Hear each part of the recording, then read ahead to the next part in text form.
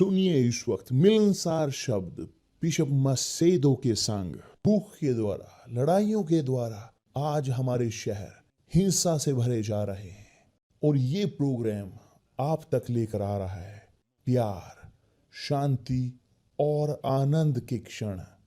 एक ऐसा प्रोग्राम जिसको तैयार किया गया है बेहद ख्याल रखते हुए आपके हृदय के लिए।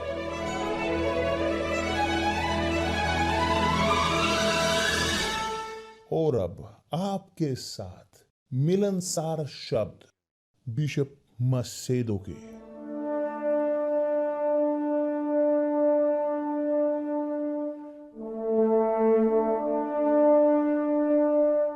नमस्कार मेरे प्रिय दोस्तों, परमेश्वर आप सबको आशीष दे कि पवित्र आत्मा हमारे प्रभु, हमारा मार्गदर्शक प्रभु यीशु मसीह आत्मा में आए, मार्गदर्शन दें, आपकी समझदारी को खोलें, आपकी आध्यात्मिक आंखों को, ताकि आप समझ सकें।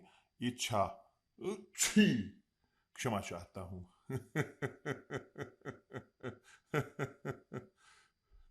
कि पवित्र आत्मा आपकी समझदारी को खोले ताकि आप उनके शब्द को समझ सकें और लाभ उठा सकें, ग्रहण कर सकें कि एक जीवन गुणवत्ता का।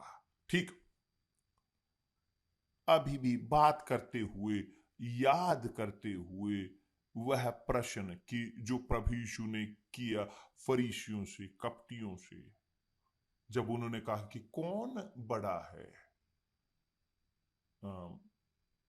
सोना या मंदिर जो सोने को पवित्र करता है?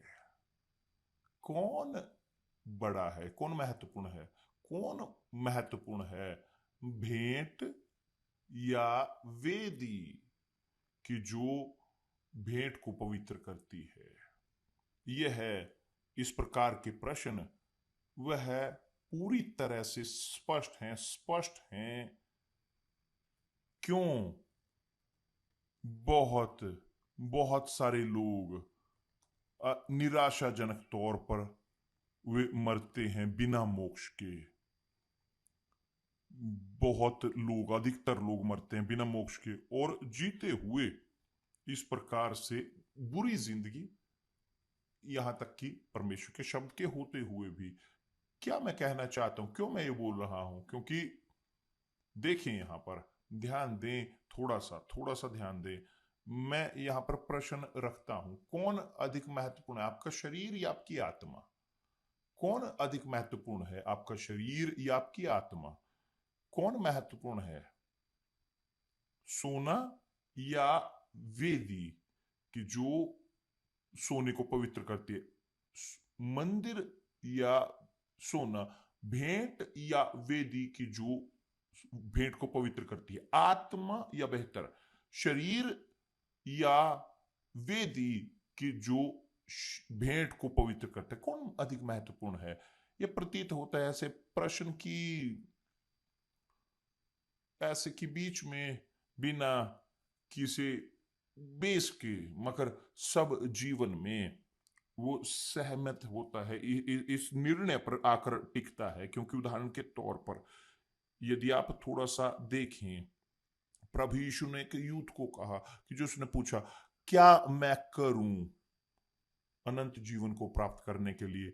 वह यूथ अमीर था, उसे किसी चीज की जरूरत नहीं थी, वह गारंटी चाहता था अनंत जीवन को लेकर, क्योंकि वह जानता था एक दिन वह मरेगा और वह सब यहीं छोड़ देगा, उसकी अमीरी यहीं पर रहेगी, मगर उसकी आत्मा, उसका शरीर यहीं पर, जो उसकी शरीर था, उसकी अमीरी यहीं पर रहेगी, वह आत्मा उसकी जाएगी अनंत काल में। तो उसने पूछा, प्रभु क्या मैं करूं?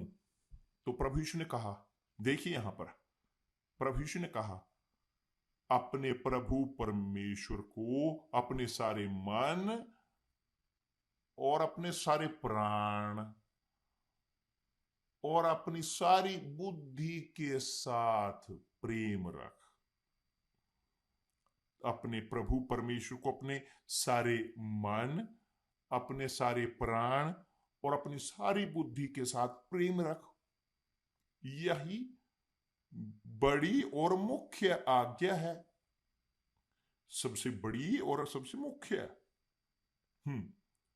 मैं प्रश्न पूछता हूं, यदि लोग प्रेम रखते हैं शरीर को अधिक अपनी खुद की आत्मा से, कैसे है कि वे परमेश्वर को प्रेम रख सकते हैं उन सब चीजों से ऊपर? कैसे है कि वे परमेश्वर को प्रेम कर सकते हैं अपने पूरे मन, पूरे अपने पूरे प्राण, अपने पूरे विचारों के साथ, यदि वे प्रेम नहीं अपने, यहां तक कि खुद की आत्मा को? यह संभव है, क्योंकि जो प्रेम करता है अपनी आत्मा को, वे अपने शरीर को लत में नहीं फेंकते अपने शरीर को खिलवाड़ में, रिस्क में, अपने शरीर को। जो अपने खुद की आत्मा से प्रेम करते हैं, वे नहीं समर्पण करते लग्जरी को, यहां तक कि वे वेश्यावृत्ति में नहीं समर्पित करते, झूठ में, धोखे में नहीं समर्पित करते, भ्रम में, संसार के नहीं समर्पित करते, पाप में, जी हाँ यही है, नहीं पाप के अधीन होते। ये है वास्तविकता।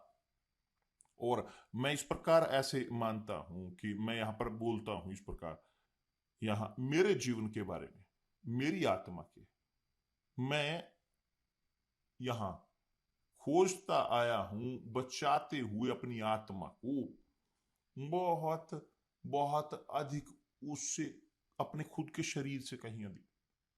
क्योंकि मेरा शरीर, मैं जानता हूं कि मुझे उसे ट्रीट करने की जरूरत है, उसे नहाने की जरूरत है, खिलाने की जरूरत है, आराम करने की, मुझे उसको ट्रीट करना है, मगर वह पहले स्थान पर नहीं है मेरी जिंदगी में। मेरी जिंदगी वह मेरी आत्मा में है। तो यदि मैं प्रेम करता हूं मेरी आत्मा को, तो सबसे पहले मैं परमेश्वर को प्रेम रखूंगा।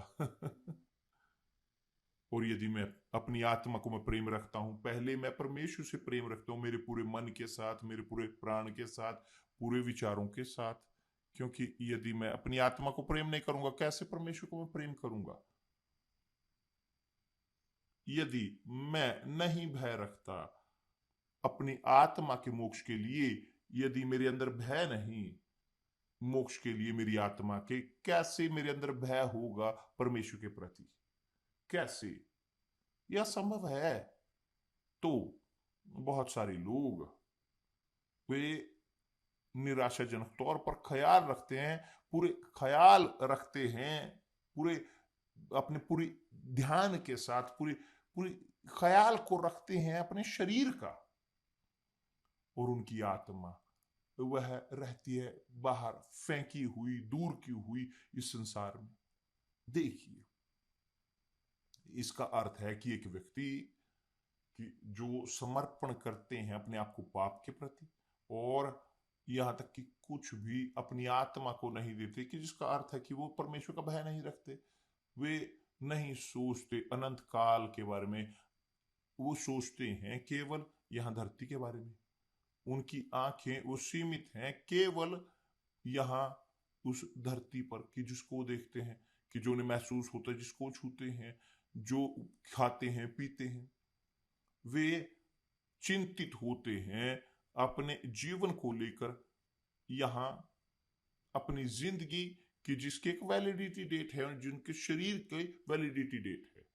मगर हम जानते हैं कि मरने के लिए जीना जरूरी है, बूढ़ा होने की जरूरत नहीं है, बहुत बड़ी उम्र का मरने के लिए नहीं है।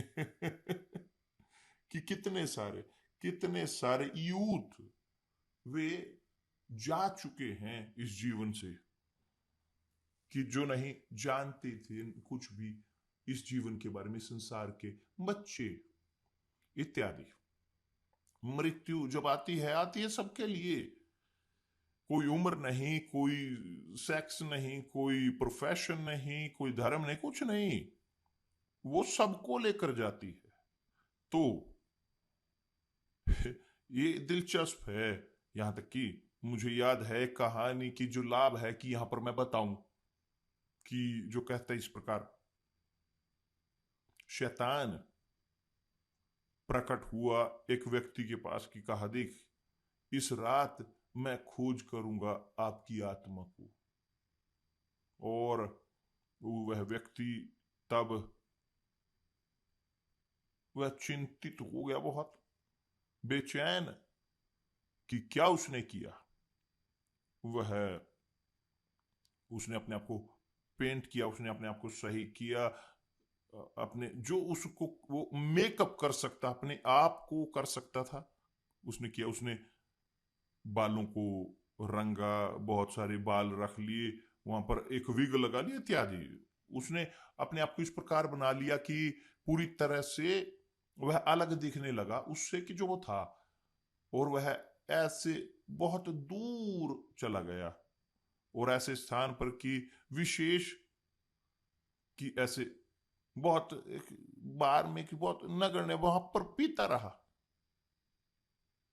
कि हाँ, शैतान को मैं वहां नहीं मिलूंगा, कि नहीं, कि शैतान वहां पर गया और देखता हुआ रहा, खोज करते हुए उसकी, और नहीं मिला वह व्यक्ति कि जिसको वो लेकर जाना चाहता था। तो उसने कहा, जानते हो, मैं चलो इसे ले लेता हूं कि जो पूरी तरह से, जो मेकअप में था, पूरी तरह से बना हुआ अलग। सत्य है ये। जानते हो कि मैं क्या कहना चाहता हूं कि यह दिखाता है कि कोई लाभ नहीं कि लोग चाहें अपने आप को ढकना, अपने आप को इस प्रकार दिखाना दूसरों को कि वो खुश हैं, यदि उनके अंदर है एक निराशा। बहुत बड़ी उदाहरण के तौर पर तनाव, एक व्यक्ति के पास तनाव है, अनिद्रा, खालीपन, एक व्यक्ति बहुत बड़ी उदासी जिसका वर्णन नहीं कर सकता उनके अंदर होता है। एक बोलते हैं कि तनाव एक दर्द है असहनीय।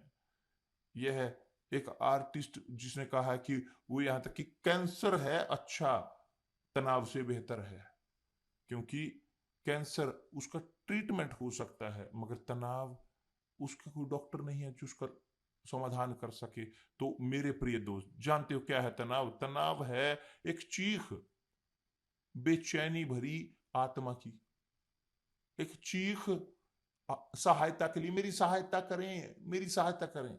मगर एक व्यक्ति, उसके कान नहीं है सुनने के लिए परमेश्वर की आवाज को, क्योंकि केवल शब्द परमेश्वर की वे लेकर आ सकते हैं मुक्ति। मुक्ति एक आत्मा की जो कैद में है तनाव की, केवल परमेश्वर के शब्द। चाहे ये इसीलिए है कि बहुत लोग बाइबल लेते हैं, केवल बाइबल लेते हैं आमतौर पर, वो केवल बाइबल को उठाते हैं दुख के समय और दौड़ते हैं भजन संहिता 91 की ओर। यहाँ पर कि जो प्रभु परमेश्वर की छाया में रहता है उस सर्वशक्तिमान की छाया में निवास करेगा। मगर केवल वह वो थोड़ा सा हल लेकर आता है, थोड़ा सा हल्का आपको लगता है, थोड़ा सा दूर करता है, मगर समाधान नहीं करता। जानते हो क्यों समाधान नहीं करता? क्योंकि एक व्यक्ति वो चाहता है केवल एक हल्कापन, वो समाधान नहीं करना चाहते समस्या का। क्योंकि वो समस्या का यदि समाधान करना चाहें, वो मुख्य समस्या पर हमला करते, जो है उनकी आत्मा, वो निवेश करते, अपने पूरा बोलते हुए सब कुछ निवेश करते अपनी आत्मा के चंगाई में। चंगाई उनकी आत्मा में वो निर्भर करता है यीशु पर, निर्भर करता है पुकारने पर, प्रभु यीशु के नाम को अपनी पूरी ताकत के साथ, अपने पूरे हृदय के साथ, उनकी आत्मा के साथ, सब विचारों के साथ। और यही, इसमें कोई खर्च नहीं होता, मगर खर्च होता है एक व्यक्ति की यदि वह झुके, विनम्र हो परमेश्वर सर्वशक्तिमान के सामने। यही वो नहीं करना चाहते। ये भी वो करना नहीं चाहते कि दूसरे शब्दों में दिखाता है कि एक व्यक्ति अपने शरीर से अधिक प्रेम करता है अपनी आत्मा से बढ़कर। वो यहां तक कि अपनी आत्मा के बारे में सोच ही नहीं रहे। जब उनकी आत्मा चीखती है सहायता के लिए, कोई उनकी सहायता नहीं कर सकता। पैसा चंगा कर सकते हैं तनाव का? कौन सा डॉक्टर है जो तनाव को चंगा करता है? कौन सा मनोचिकित्सक, कौन सा ट्रीटमेंट जो तनाव को चंगा करता है? कोई अस्तित्व नहीं, किसी चीज का अस्तित्व नहीं। अस्तित्व है कि इस प्रकार के कि वो नगण्य चीजें, मगर समाधान का नहीं। समाधान वह है आत्मा की चंगाई के लिए, और आत्मा को चंगाई के लिए वे दूर कर सकते हैं अपनी आत्मा को परमेश्वर के साथ, वो समाधान कर सके, उसे रखने की जरूरत है परमेश्वर को पहले स्थान पर अपने हृदय में, पहले स्थान पर अपनी आत्मा में, पहले स्थान पर अपने विचारों में। प्रेम कि जब प्रभु यीशु ने अपने प्रभु परमेश्वर को प्रेम कर, कि वो नहीं कि आपको महसूस करने की जरूरत है, नहीं, कैसे आप महसूस करेंगे परमेश्वर को, कैसे आप प्रेम कर सकते हो देखने के तौर पर, भावना के तौर पर, कि जिसको आप नहीं देखते, नहीं छूते, नहीं महसूस करते, कोई रास्ता नहीं। मगर यहां पर है प्रेम का अर्थ है कि रखें पहले स्थान पर प्रभु परमेश्वर को, अपने पूरे मन के साथ, अपनी आत्मा के साथ, अपने पूरे बुद्धि के साथ। मन, यह प्रेम है अच्छा करना, और वो कहना चाहते हैं इस प्रकार, और उसी के समान यह दूसरी भी है कि तू अपने पड़ोसी से अपने समान प्रेम रख। कि दूसरे शब्दों में आप को लोगों को भी प्रेम करना है, आपको अच्छा करना है लोगों के लिए, कि जो आपके साथ हैं, आपके पड़ोसी, और सबसे पहला आपके निकट है, आपके पति, आपके पत्नी, आपके बच्चे, आपके माता पिता, आपके परिजन, आपके काम के सहभागी इत्यादि, वे लोग जो आपके निकट हैं। तो प्रेम महसूस करना नहीं है, महसूस की वो भावना प्रेम की बोलते हुए इस प्रकार कि लोग जो कहते हैं कि जो यहाँ संसार के लोगों को, या रखैलों को अपने खुद के पति, अपने अपने खुद के बच्चों से बढ़कर करते हैं, इस प्रकार का प्रेम नहीं, ये इस प्रकार का फूहड़ता नहीं। प्रेम यहाँ पर है देना, प्रेम है यहाँ पर रखना सबसे पहले स्थान पर उसे, कि जिससे वो प्रेम करते हैं। परमेश्वर पहले होने की जरूरत है आपके जीवन में मेरे प्रिय दोस्त। यदि वो पहले नहीं आपके जीवन में, वो आपके जीवन का हिस्सा नहीं। जाने इस चीज को। तो मैं ख्याल रखता हूं, मैं खोजता हूं देना सबको, कि जो मुझे सुनते हैं, कि जो परमेश्वर ने मुझे दिया है। मगर मैं यहाँ नहीं भूल सकता मेरी अपनी खुद की आत्मा का ख्याल रखना सबसे पहले स्थान पर, अपने मेरी आत्मा का। यदि मेरी आत्मा खो जाए, मैं किसी के लिए कुछ नहीं कर सकता। कैसे मैं किसी की सहायता कर सकता हूं कि यदि मुझे जरूरत है? क्या सच नहीं? तो जब परमेश्वर कहते हैं कि अपने प्रभु परमेश्वर से अपने सारे मन, अपने पूरी आत्मा और अपने पूरी बुद्धि के साथ प्रेम रख, प्राथमिकता वेदी को दें, कि वेदी को उनके स्थान पर रखें अपने जीवन में। और यदि एक व्यक्ति नहीं रखता वेदी को अपने जीवन में पहले स्थान पर, वे गिरेंगे, वो ठोकरें खाएंगे, निराश होंगे। वो सब निवेश कर सकते हैं अपने शरीर में, सब कुछ, वो निराश रहेंगे, क्योंकि शरीर उसकी एक वैलिडिटी डेट है, वो बूढ़ी होगी, वो बूढ़ा होगा, इस प्रकार होगा कि वो सूखा हुआ आलू हो, कोई दुविधा नहीं, चाहे या नहीं चाहे, अच्छा लगे या ना लगे, परमेश्वर पर विश्वास करें या ना करें, वह आलू सूखा हुआ, वह मुरझाता जाएगा, मुरझाता जाएगा। तो मेरे प्रिय दोस्त, समझदार हूं, समझदार बने, निवेश करें अपनी आत्मा में, प्राथमिकता दें अपनी आत्मा को, सबसे पहले आपकी आत्मा को, क्योंकि वह है अनंत, वह मरती नहीं, वह कभी नहीं मरती, वह जीवित रहती है पूरे अनंत काल तक। और आप जानते हो इसको, क्योंकि यह लिखा है परमेश्वर के शब्द में। यदि आप नहीं जानते, आप नहीं जानते क्योंकि जानना नहीं चाहते, वहां पर परमेश्वर के शब्दों में लिखा है। तो प्रभु यीशु ने कहा कि तू अपने प्रभु परमेश्वर से अपने सारे मन, अपने सारे प्राण और अपनी सारी बुद्धि के साथ प्रेम रख। और यह है प्राथमिकता वेदी को देना, कि जब आप प्राथमिकता देते हो वेदी को अपने जीवन में, कि जो है आपकी आत्मा, कि जो है आपकी आत्मा, आत्मा इच्छा है, इच्छा आत्मा वो है कि जो हम चाहते हैं, हमारी इच्छा, और परमेश्वर चाहते हैं हमारी इच्छा के प्रभु, हमारी आत्मा के प्रभु। और यदि वो हमारी आत्मा के प्रभु नहीं है, वो किसी भी चीज के प्रभु नहीं हमारे जीवन में। ये है वास्तविकता। क्षमा चाहता हूं यदि मैं इतना फ्रैंक हूं, तो मैं यहां पर शब्द के बारे में झूठ नहीं बोल सकता, मोक्ष के शब्द के। तो यदि आप प्राथमिकता ना दें अपनी आत्मा को, मेरे प्रिय दोस्त, आपकी आत्मा दोषी ठहराई जाएगी। आप दोषी ठहराओगे। परमेश्वर नहीं है, परमेश्वर नहीं, परमेश्वर नहीं। परमेश्वर हमें ऑफर करते हैं मोक्ष को प्रभु यीशु में। यदि हम नहीं स्वीकार करते, समस्या है हमारी। उन्होंने भुगतान किया हमारी आत्मा के लिए। प्रभु यीशु आपकी आत्मा के लिए मरे, उन्होंने अपनी आत्मा को दी आपकी आत्मा के लिए। मगर यदि आप समर्पित ना करें, आप स्वीकार ना करें समर्पण करना प्रभु यीशु के लिए, तो क्या वो कर सकते हैं आपके साथ? कुछ भी नहीं, कुछ भी नहीं। यदि यहां पर आप मार्केट में जाएं और आप भुगतान करें और आप उसको लेकर ना जा सकें, आप क्या कर सकते हो? आप लड़ते हो, आप क्या करोगे? लड़ोगे। प्रभु यीशु ने आपकी आत्मा को खरीदा, आपको भुगतान दिया, उसके लिए आपने खुद की आत्मा के साथ। यदि आप अपनी आत्मा को समर्पित नहीं करना चाहते उनके प्रति, क्या वो कर सकते हैं आपके लिए? कुछ भी नहीं। तो जब आप चुनते हो वेदी को, आप प्राथमिकता देते हो अपनी आत्मा को। जब आप चुनते हो अपने शरीर को, आप प्राथमिकता देते हो भेंट को।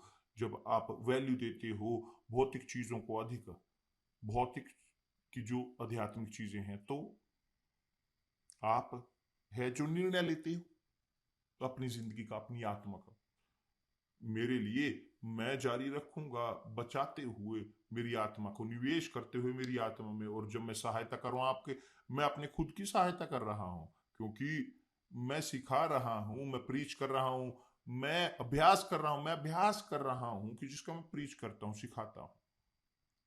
सोचिए अच्छे से मेरे प्रिय दोस्त, कौन महत्वपूर्ण है, आपका शरीर या आपकी आत्मा?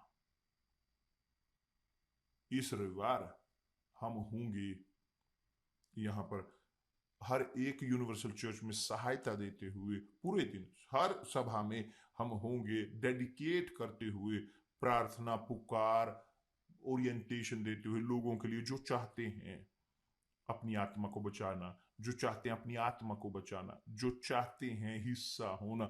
सब शांति चाहते हैं मगर निवेश में नहीं करना चाहते अपनी आत्मा में। कैसे आत्मा में शांति होगी कि वो इस आत्मा को तुच्छ जानते हैं? क्या सच नहीं? कैसे उनके अंदर शांति होगी कि वो अपनी आत्मा ख्याल ना रखें? असंभव है। सोचें इसके बारे में मेरे प्रिय दोस्त। परमेश्वर आप सबको आशीष दे। यदि आप कर सकें, लेकर जा सकें एक तनाव में ग्रसित व्यक्ति को, आप जिसको जानते हो, जो हैं जिनकी जिंदगी होती आ रही है बिना रंगों के, लेकर जाएं, एक जोर लगाएं, अच्छा करें अपने पड़ोसी के लिए। कौन जानता है कि आप उनकी आत्मा को बचा सकें और अपनी को भी। परमेश्वर आपको आशीष दे। कल मिलते हैं प्रभु यीशु के नाम से। आमीन।